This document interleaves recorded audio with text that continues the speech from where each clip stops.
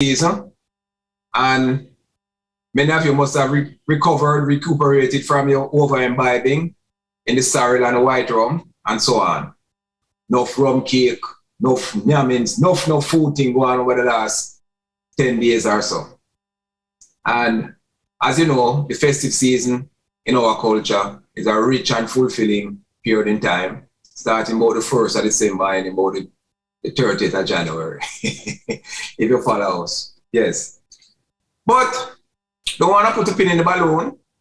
On a serious note, it's not always so festive. As for many of us, Christmas is a kind of anxious time because if the dollar's not right, you kind of wonder what's going to happen in terms of the food distribution at the household, or the clothes, or the party going, or the activities, and so on and so forth.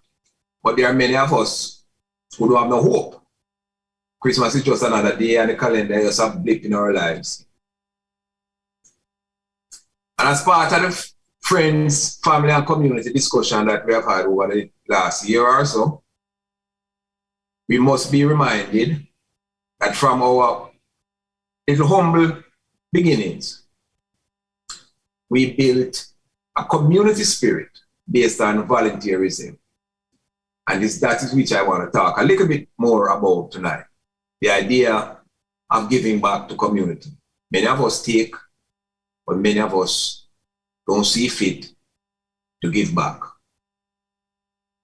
And there's no formula, there's no template about giving back. Because as a youth, I can remember there were institutions like the Salvation Army who would come out at Christmas time primarily with a kettle out by Musgrave Market. And other than the band where Salvation Army used to have, there were many youths who we know growing up who were active participants of the Salvation Army and their charitable organization that have a long and rich history of giving back to community, to those in need, and to the people in the community in general. As a matter of fact, there was a youth named Horton who is now the head of Salvation Army for the entire Caribbean, who came right out of the little town of Port Antonio, right out of Salvation Army. And it's a man, as a youth, me used to have on a uniform and out of Musgrave Market and ring the bell. And people used to make them donations. Those donations stretch far and wide, inside and outside of the community of Port Antonio, all over Portland, because the Salvation Army was very impactful. And so was the Catholic Church's St. Vincent de Paul Society, that had a charitable arm that did a lot of good work within and outside of the community.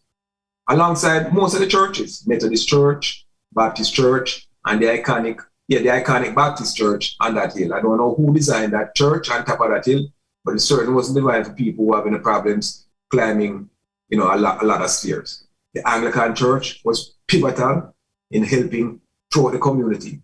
I can't forget the Pentecostal churches in and around Port Antonio, from Mr. Beast to come right up to Mr. Rose on a Manning Avenue, and Mr. Pierre Church out of Seaside Road. Now, unlike number of the churches now in the communities that take and give little back, well, I really shouldn't say so. A lot of them still give back, but a foundation that was built in our community about giving back was, a primary part of how we understood that the needy in our community, at least if it's even once or twice a year, somebody would have been looking out for them. And I say that to say this. With YouTube and Facebook and Instagram and so on, it's a little bit more easier for people to understand exactly what is happening in our community. Yeah, man. So, number of stories have come up, highlighted. A lady by the name of Yvonne Blake, with her cohort and associate Yvonne Chin Blakey. They have been feeding the homeless in Port Antonio for many years with limited resources, but a lot of volunteers that have given back their time and energy.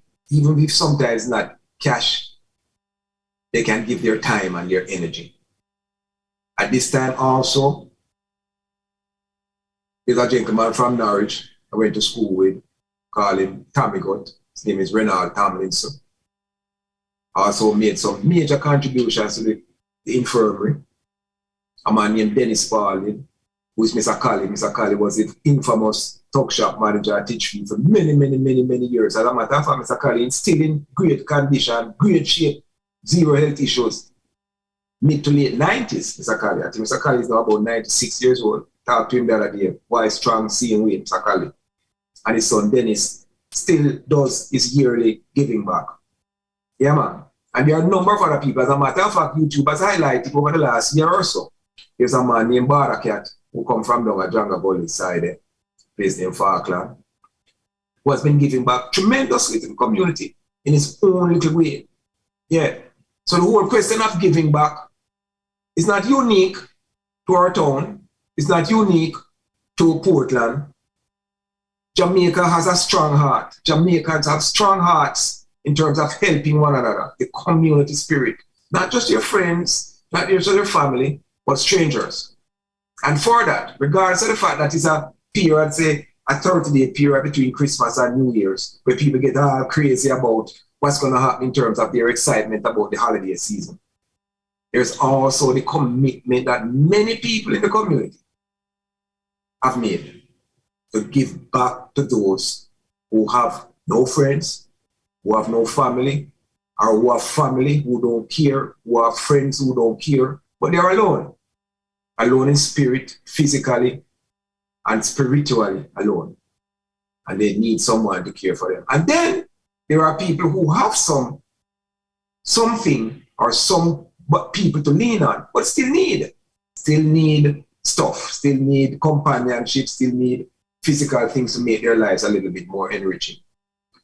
So, with that, I just like to remind us all that regardless of how little, of how much we have, because be reminded, that what my experience has taught me is not those with a lot that give a lot, It's those with a little give a lot. Those who in the middle give a lot. Those with little give a lot. Those at the top with a lot give, but they don't give with the kind of enthusiasm that the people in the middle and the people who have little or nothing within our community. They miss this and they miss that. Who from time to time, regardless of circumstances, will always find the time to give cash or kind, help one another in the community. And this is how we have built our strength, regardless of the economic situations that Jamaica has faced over the years. You know, say if a potter run down the road, a man nah go hungry. In America, if a man don't know you, you maybe live in a community for 20, 30 years and you never talk to your neighbor then 4 or 5 times within that 30 years, So they don't know if you're under pressure. They don't know if you're under pressure. Them see you come and them see you go, and nobody really. It's just a cultural thing. But we know within our community that many of us have depended on our neighbors, depending on our friends, depending on our families. And it's stretched for the full gambit of our community, whether it is a school or a church or a volunteer organization, that has helped. So let us be reminded that the spirit of giving doesn't necessarily need to be uplifted only in the festive seasons, the holidays and the birthdays and the Christmas and the Easters and so on. Let's show that love and that kindness, that empathy, that sharing, that giving, that keeps us together, that makes humanity humane, that puts the humane side of us in the forefront. So the Tommy Goods of the world, the Ivan Blakey's of the world, Ivan Chims of the world, the Paca Cats of the world, the Dennis Spaldings of the world, the volunteer communities within the world system that help people along the way. Let us just be reminded that we are part and parcel of it, and the foundation on which our lives were developed is seriously meaningful for the upward upliftment of our people. So once again, as we move through, it's a new calendar year. Health and strength usurp everything else. No matter what all the gains you might have physically in terms of stuff, without your health and your strength, spiritually, physically, within your temple, try and focus on that and see how best we can reach out and give a helping hand. Yeah, man. So with that, as we walk forward, just walk good. As I always say, even though the windscreen is bigger than the rear view mirror, we can every now and then just look in the rear view mirror. I would not have to live in the past, but just reminisce. Walk good and take it easy.